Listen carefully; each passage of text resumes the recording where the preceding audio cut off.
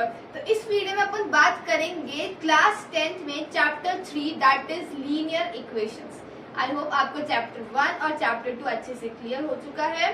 अपन आप आते हैं चैप्टर 3 पे। लीनियर इक्वेशन बहुत इंटरेस्टिंग चैप्टर है, थोड़ा सा लंबा है लेकिन फिर भी बहुत मजे आएंगे। अब अपन बात करते हैं, अब इस वीडियो में अपन बात करेंगे एक्सरसाइज 3.1 एंड 3.2 के एक्सप्लेनेशन की। देखो 3.1 और 3.2 दोनों इंटर रिलेटेड है, तो इसका एक्सप्लेनेशन भी क्या है, टोटल एक ही है। ठीक है, तो सबसे पहले अपन बात करते हैं एक लीनियर इक्वेशन क्या होती है। अच्छा, एक और चीज, इस चैप्टर में जब आप डील करोगे वो करोगे लीनियर इक्वेशन इन 2 वेरिएबल्स की। ठीक है, तो अगर मैं 2 वेरिएबल्स की बात करूं तो कैसा होगी equation, a1x plus b1y plus c1 is equal to 0, a2x plus b2y plus c2 is equal to 0।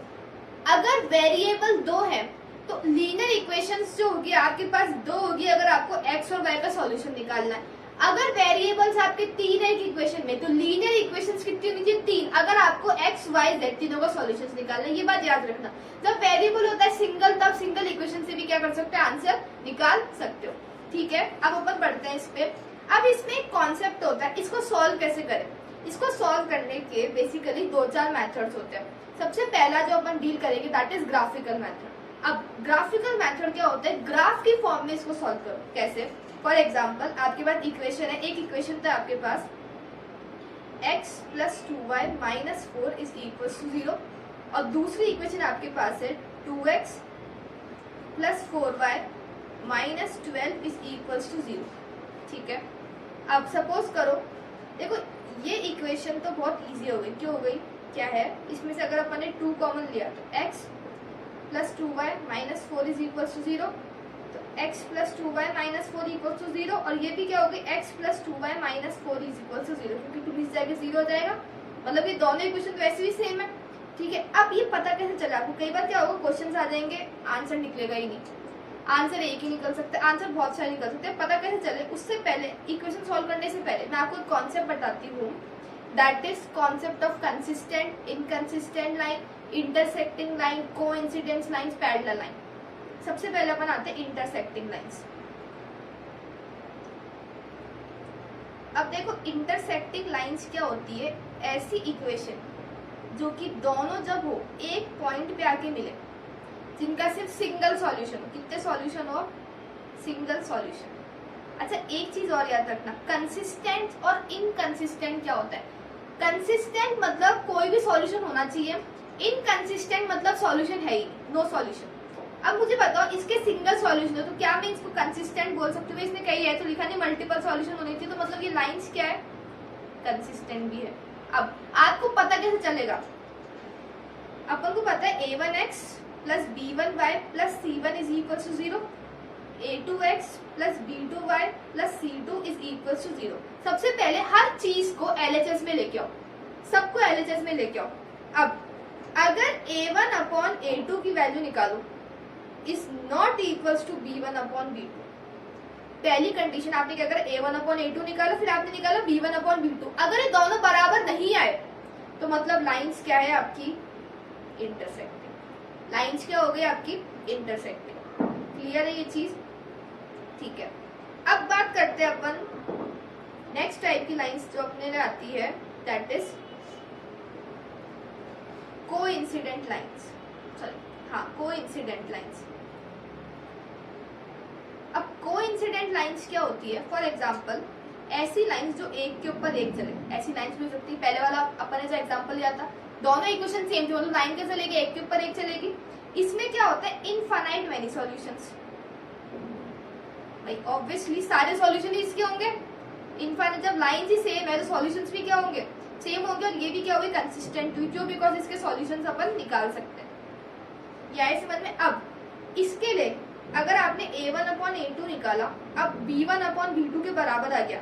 अब या तो क्या होगा, ये दोनों c1 अपॉन c2 के बराबर आएंगे, बराबर नहीं आएंगे, केस ये बचता है। तो कोइंसिडेंट में क्या होता है, ये c1 अपॉन c2 भी क्या होता है, बराबर होता है।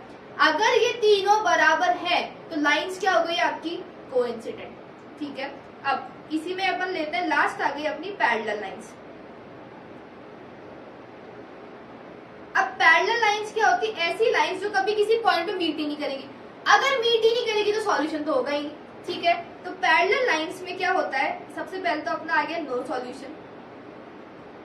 अगर कोई सॉल्यूशन नहीं तो लाइंस क्या हुई अपनी? इनकंसिस्टेंट। अब इसके लिए इक्वेशन क्या होती है भाई? a1/a2 सबसे पहले b1/v2 के बराबर होगा, लेकिन will not be equal to c1/c2। तब आप क्या बोलोगे? लाइंस क्या है आपकी? पैरेलल। क्लियर है आपको ये चीज? ठीक है। अब इसके अपन एक दो भी एग्जांपल्स जो क्वेश्चंस हैं ये सब अपन क्या करेंगे नेक्स्ट वीडियो में, जब एक्सरसाइज करेंगे ना उसमें सारे सॉल्व हो जाएंगे, क्योंकि टॉपिक बहुत इजी है।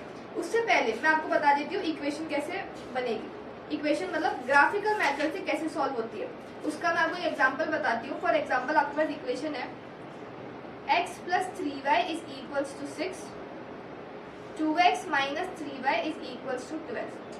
सबसे पहले अपन चेक करते हैं कि किस टाइप की लाइंस है। चेक कर लो ना, सॉल्यूशन निकलेगा, पैरेलल ही निकल जाए तो अपन वैल्यू निकालते हैं a1/a2 की। तो a1/a2 कितना होगा? 1/2। भाई इनका कोफिशिएंट लेते हैं। फिर अपन निकालेंगे b1/b2 की, तो ये क्या हो जाएगा? 3/-3 मतलब -1। Since a1/a2 is not equal to b1/b2, भाई दोनों बराबर ही नहीं है, तो इसका मतलब लाइंस क्या हुई अपनी? इंटरसेक्टिंग। अब इंटरसेक्टिंग है तो आंसर कितना होगा? एक ही होगा। अब अपन क्या करते हैं, इसके सॉल्यूशन निकालते हैं। कैसे निकालेंगे? आप लोगों ने पुरानी क्लास में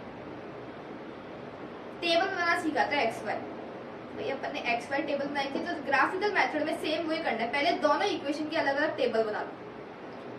ये अपनी XY। अब सपोज अपना है x ले लेते हैं अपना 0, तो y कितना हो जाएगा? 2। अभी कैसे हुआ मैं दिखा देती हूँ आपको। 0 + 3y = 6, तो 3y = 6, तो y कितना हो गया? 6/3, तो y कितना आ गया अपना? 2। ठीक है। नेक्स्ट मैं ले लेती हूँ लेट y = 0। अगर y 0 है तो मेरे को पता चल गया x + 3 × 0 = 6, तो x कितना हो गया अपना? 6, तो x कितना आ गया अपना? 6। ठीक है। अब मैं ले लेती हूँ लेट केस नंबर 3 y = 1, तो x + 3 × 1 = 6, x + 3 = 6, तो x कितना आ गया अपना? 3। मतलब अगर अपना y 1 है तो x कितना आ गया? 3। ये टेबल बन गई। सिमिलरली आप इस इक्वेशन की भी टेबल बना सकते हो। अब जब तुम दोनों टेबल बना लोगे तो ऑब्वियसली तुम्हारे दोनों की टेबल बना लोगे तो ग्राफ प्लॉट करना, पॉइंट्स प्लॉट करना तो तुम्हें आता ही है। पॉइंट्स प्लॉट करना आता है, तो जिस पॉइंट पे ये एक पे मिल जाएगी वो क्या हो जाएगा? इसका आंसर। क्लियर है ये चीज? ये था आपका पूरा ग्राफिकल मेथड।